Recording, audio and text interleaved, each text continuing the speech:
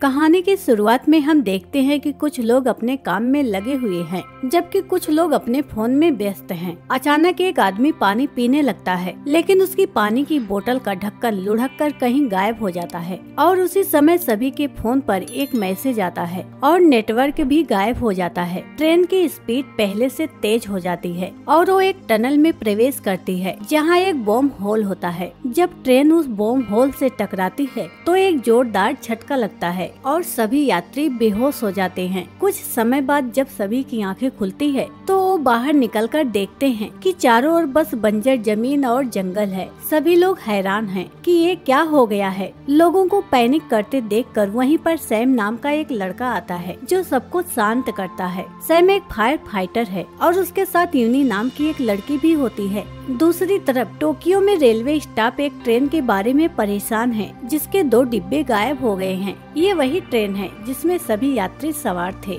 Sam 2 लोगों के साथ टनल की दूसरी ओर जाता है ताकि किसी से मदद ले सके, लेकिन वहां जाकर वो हैरान रह जाता है क्योंकि टनल के दूसरी तरफ सिर्फ रेगिस्तान है। वो इसका वीडियो बना लेते हैं और वापस आकर बाकी लोगों को भी बताते हैं। कुछ समय बाद सभी को भूख लगने लगती है और वो थोड़े बहुत स्नैक्स लेकर आए थे उन्हें आपस में बांटने लगते हैं। रैना नाम की एक लड़की नबिया के बैग में कुछ संदिग्ध सामान पाती है और सबको बताती है कि वो संभवतः एक क्रिमिनल है। नबिया अपनी सफाई देने की कोशिश करता है, लेकिन कोई उसकी बात नहीं सुनता और वो ट्रेन से बाहर चला जाता है। जब सैम को नबिया के बारे में पता चलता है तो वो उसे ढूंढने निकलता है। नबिया खाई में गिरने वाला होता है, लेकिन सैम उसे बचा लेता है। नबिया बताता है कि वो दरअसल एक हेयर ड्रेसर है, इसलिए उसके बैग में कैंची थी। अगली सुबह सभी को ये एहसास होने लगता है कि शायद वो इस जगह से कभी बाहर नहीं निकल पाएंगे। इसके बाद सैम और नबिया खाने का सामान ढूंढने के लिए जाते हैं। तभी नबिया अपने अतीत को याद करने लगता है। वो एक गरीब परिवार से था और हेयर ड्रेसिंग के हुनर से उसने अपनी जिंदगी बदली, लेकिन पैसे आने के बाद उसने अपने छोटे भाई की मदद नहीं की, जिसकी वजह से उसका भाई अपराधी बन गया। वो उस दिन जेल से अपने भाई को लेने ही जा रहा था जब ये ट्रेन हादसा हुआ।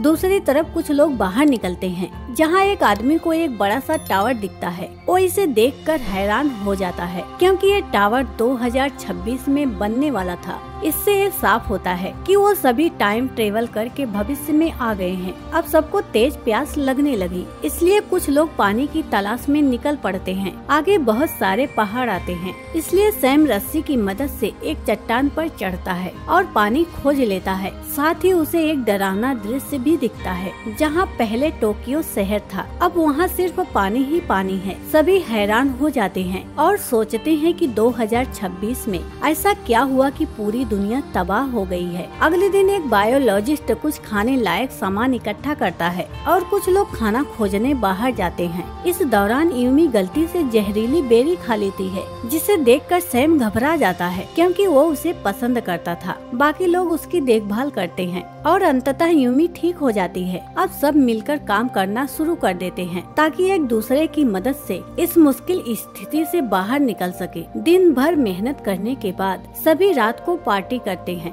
इससे सीखने को मिलता है कि हालात चाहे जैसे भी हो, पर पार्टी नहीं रुकनी चाहिए। अगले दिन बायोलॉजिस्ट बताता है कि आसपास कोई नदी हो सकती है, इसलिए सैम, बायोलॉजिस्ट और एक पैसेंजर मिलकर नदी की तलाश में निकलते हैं। जंगल में एक पैसेंजर को कोई बुरी तरह घायल कर देता है, जिससे पता चलता है कि वहाँ और लोग भी मौजूद हैं। सैम उसे वापस लाता है और जड़ी बूटियों से उसका इलाज करता है। अब क्योंकि जंगल में इनके ऊपर किसी ने हमला किया था, वो सभी मिलकर उसे पकड़ने के लिए एक जाल बनाते हैं। इस बीच वो जंगल में एक बच्चे को देखते हैं और उसका पीछा करते हुए नदी तक पहुंचते हैं। बच्चा उन्हें वहीं रुकने को कहता है। रात को वो बच्चा और नबिया वहां आते हैं और उन्हें दूसरे डिब्बे के सर्वाइवर्स के पास ले जाते हैं। वहाँ यामा नाम का एक आदमी मिलता है जो बताता है कि सभी गलती से 2060 में टाइम ट्रेवल कर गए हैं और इस दुनिया का विनाश तब हुआ जब 2026 में सैटेलाइट को लेकर देशों की होड़ चल रही थी। उसी दौरान एक सैटेलाइट एक एस्ट्रॉयड से टकरा गया और पूरी दुनिया के लिए विपत्ति आ गई।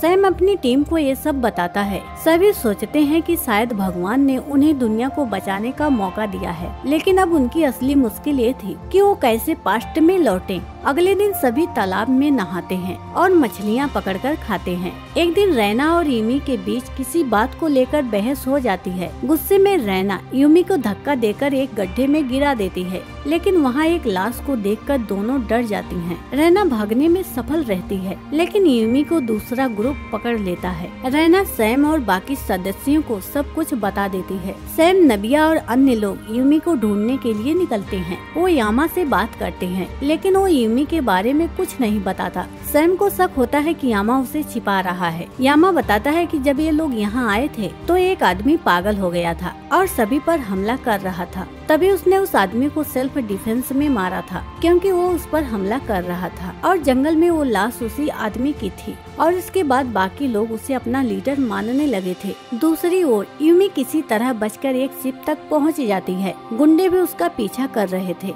जिस शिप में वो छिपी थी वहाँ पर यामा आ जाता है। वो देखती है कि रेडियो के तार कटे हुए हैं, लेकिन यामा सिग्नल मिलने का नाटक कर रहा है। वो उसकी सच्चाई सबको बताने की कोशिश करती है, लेकिन यामा उसे बांध कर भाग जाता है। इधर सैम के ग्रुप ने हथियार बना लिए थे, लेकिन दूसरे ग्रुप ने उन पर पहले हमला कर दिया। दोनों ग्रुप के बीच काफी तगड़ी फाइट होती है, लेकिन यूमी आकर यामा की सच्चाई सबके सामने रख देती है। इसके बाद ये लड़ाई रुक जाती है और यामा सबको बताता है कि उसने ये सब इसलिए किया ताकि उनके बीच वापस पास्ट में जाने की उम्मीद बनी रहे। लेकिन यामा अब अपनी लीडरशिप छोड़कर चला जाता है। वहीं 2023 में एक वैज्ञानिक ट्रेन के गायब होने पर रिसर्च कर रहा था। उसे पता चला कि ट्रेन सुपरनोवा विस्फोट की वजह से टाइम ट्रेवल कर गई थी। जब एक तारा अपने जीवन के अंत में पहुंचता है तो वो फटकर बहुत अधिक ऊर्जा छोड़ता है, जिसे सुपरनोवा कहते हैं। इस विस्फोट के दौरान एक जबरदस्त ऊर्जा रिलीज होती है। सुपरनोवा विस्फोट से पैदा हुई ऊर्जा ने 2023 और 2066 की टाइम लाइन को जोड़ दिया, जिससे वर्म होल ने ट्रेन को समय में खींच लिया और इसे भविष्य 2060 में पहुंचा दिया। दूसरी तरफ जब सभी लोग ट्रेन के बाहर थे, तभी एक बहुत भयंकर तूफान आता है। सभी लोग डिब्बे में वापस लौट जाते हैं। एक आदमी इमरजेंसी गेट खोलकर टनल में चला जाता है। तभी उसे वहाँ पर वर्म होल दिखाई देता है। दरअसल जब तूफान आता है तो ये सुपरनोवा की ऊर्जा के बचे हुए प्रभाव को एक्टिव कर देता है। इस ऊर्जा से वर्म होल खुल जाता है, जो आसपास की चीजों को अपनी तरफ खींचने लगता है। इससे सभी को समझ में आता है कि वर्म होल से वापस जाने के लिए ऊर्जा और ठोस वस्तुओं की जरूरत है। सभी एक पावर हाउस खोजते हैं और घंटों की मेहनत के बाद वर्म होल बनाने में सफल हो जाते हैं। इसके बाद सभी ट्रेन में चढ़कर अपने समय में लौटने की कोशिश करते हैं।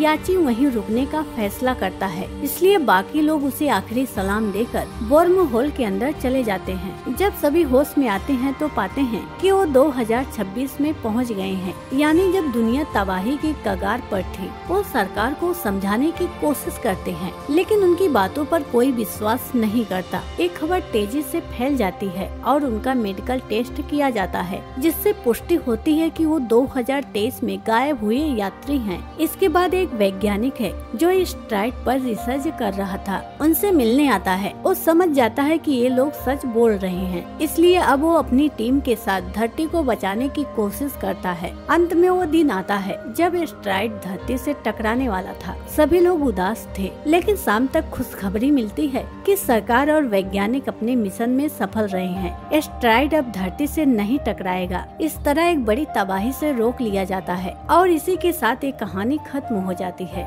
अंत में इस फिल्म से हमें एक प्यारा सा संदेश मिलता है। मुश्किल हालात हमें तोड़ने के लिए नहीं, बल्कि और भी मजबूत बनाने के लिए आते हैं। बुरे हालातों का आना जिंदगी में बहुत जरूरी है, क्योंकि ये समय ही हमें सही दिशा दिखाएगा। अगर आपका चरित्र पवित्र है तो आपके शत्रु भी भगवान के शत्रु हैं। जो आपके साथ गलत करेगा एक दिन वो खुद पछताएगा, और जिन्होंने बुरे हालातों में भी आपकी सहायता की उनका साथ कभी मत छोड़ना। कमेंट करके बताएं फिल्म कैसी लगी।